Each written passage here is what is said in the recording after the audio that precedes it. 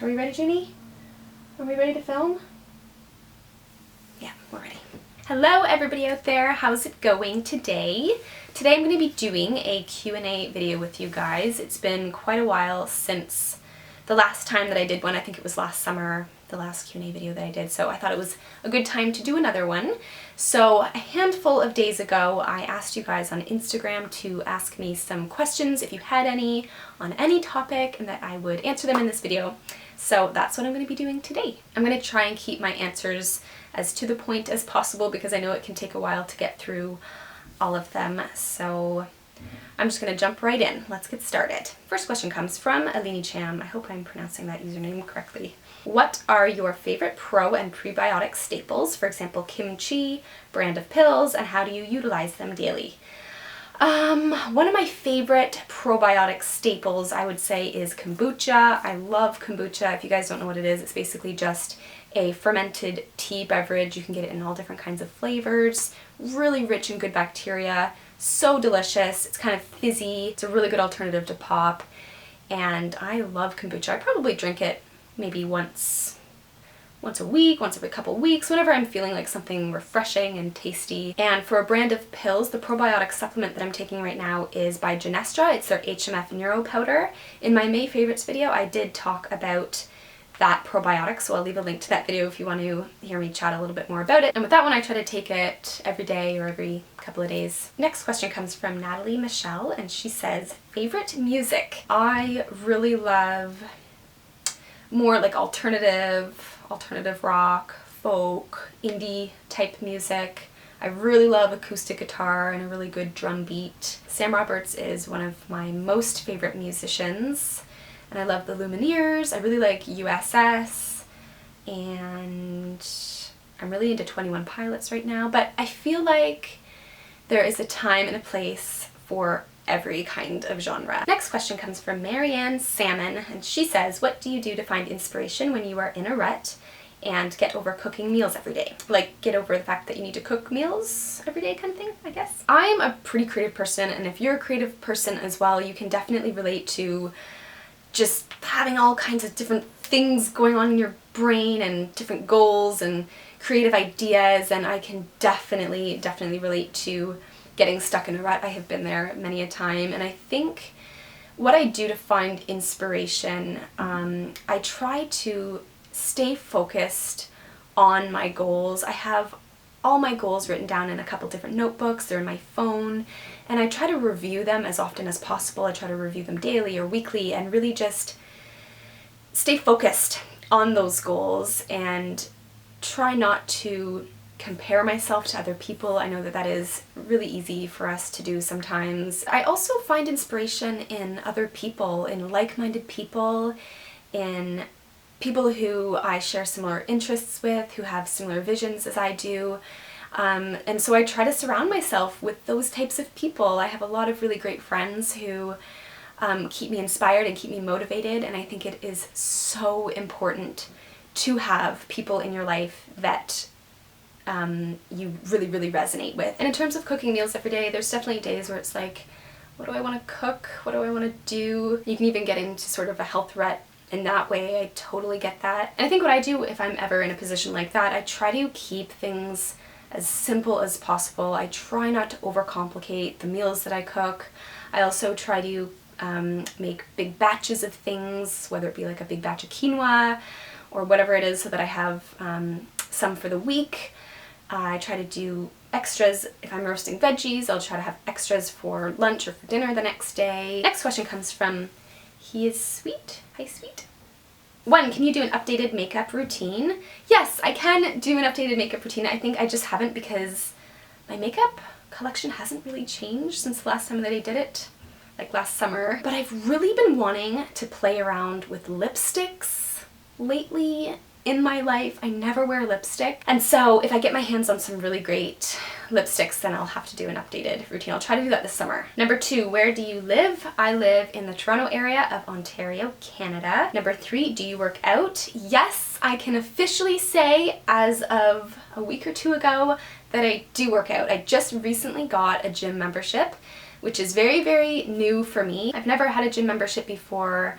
I've been to the gym in my life at different times, but I've never really seen myself as a gym goer. I've always preferred hiking and bike riding. I love bike riding and going for walks and doing yoga, and I guess just kind of doing things on my own time, doing my own thing. I just feel like in my life right now it's a really good time for me to challenge myself and put myself out there and develop really healthy habits in that way. In terms of like physically, I'm feeling really, really good. I already can feel I'm getting a little bit stronger every time I go. For the longest time, I've needed to just like push myself and just exert myself. I don't know, I think I just hold a lot of like tension, and I'm a pretty anxious person. One of the reasons why I really want to push myself and work out more is for my mental health, for stress, and I'm really excited to see how I will transform in that way over the next few months.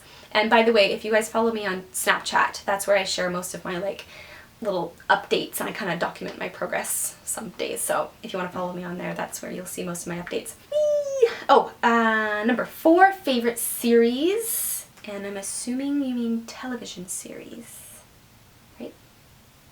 I actually don't watch that much TV, so I can't really say I have a favorite series. Most recently, though, I really liked Sons of Anarchy, but yeah, I don't really know.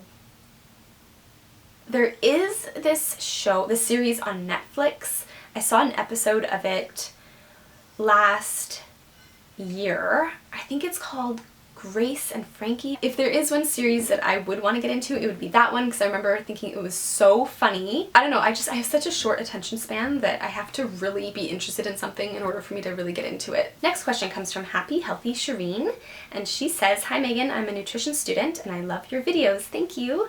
I was wondering, 1, how you became so passionate in holistic nutrition, and 2, what job opportunities are available after I graduate." How I became so passionate in holistic nutrition. This goes back actually several years ago. I was 18, so it was 7 years ago. Long story short, I actually had an awakening of sorts, kind of abruptly. I really wanted to just simplify my life, get rid of a lot of things, sort of that way introduced to living as close to nature as possible. That's kind of the easiest way for me to put it, because it really was quite a dramatic series of epiphanies that I had. I've always been interested in health all my life, but living it as nature intended just became the truth of all truths to me, and I just became really, really passionate about it that way, and that's kind of what led me to where I am today. What job opportunities are available after I graduate? And this really depends on what it is that you are most interested in, what it is that you want to focus on.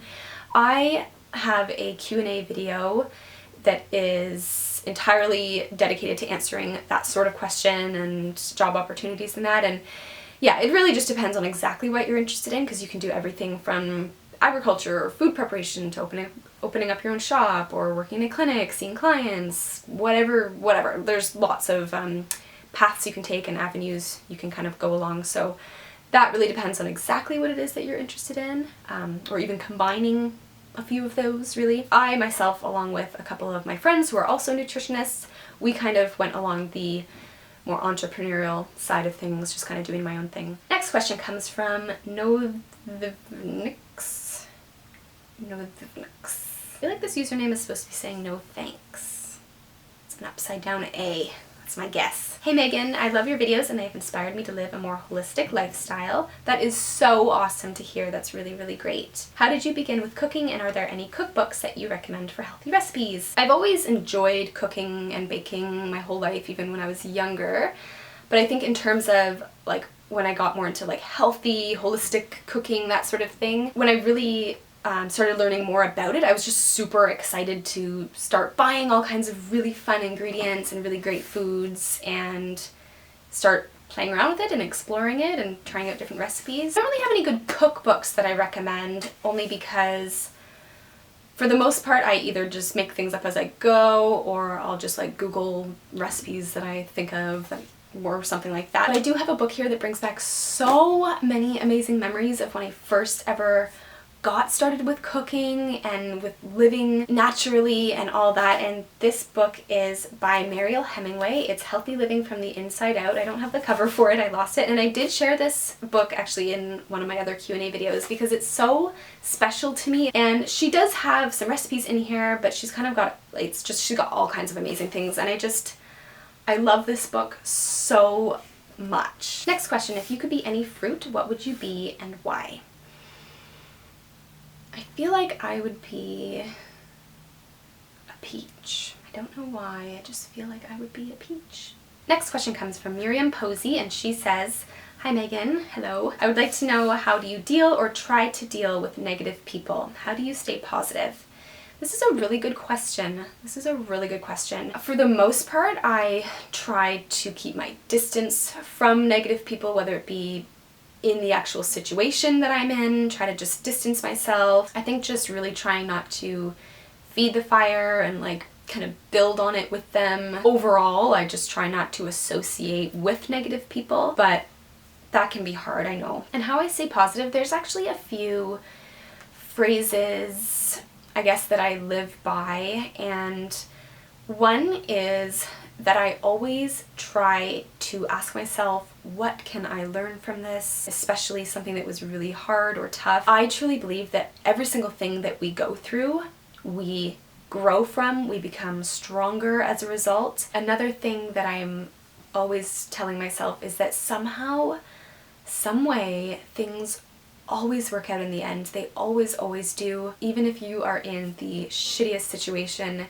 it somehow just always works out. And lastly, recognizing impermanence. This is a huge thing as well. Everything, good or bad, will change. Nothing ever stays the same. I think that that's actually a quote. There's ups and there's downs, and that always makes me feel better if I'm just feeling like I am in something that is really, really tough. It's not going to be tough forever. If you guys haven't seen my video on positive affirmations and how I utilize those, then I will leave the link below or somewhere in this general area. Next question comes from Laurel Allison, and she says, "Hi Megan, could you provide some guidance on balancing hormones through food? I'm currently on the natural route with Dong Quai, Black Cohosh, and DIM. Thank you so much."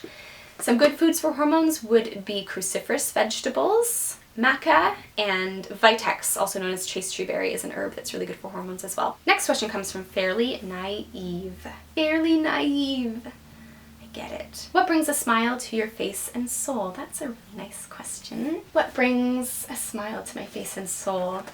You know what brings a smile to my face and soul? You know, in the early mornings when the sun is coming up and the birds are chirping, that is my most favorite time of day. I love the early morning, and yet I don't wake up often enough with the sunrise. And another thing that brings a smile to my soul, a lot of you guys probably don't know this, but I love writing poetry. I love writing in general, but I love writing poetry so much. It is therapy to me. I love writing from the depths of my heart, my soul. Next question comes from Hannah.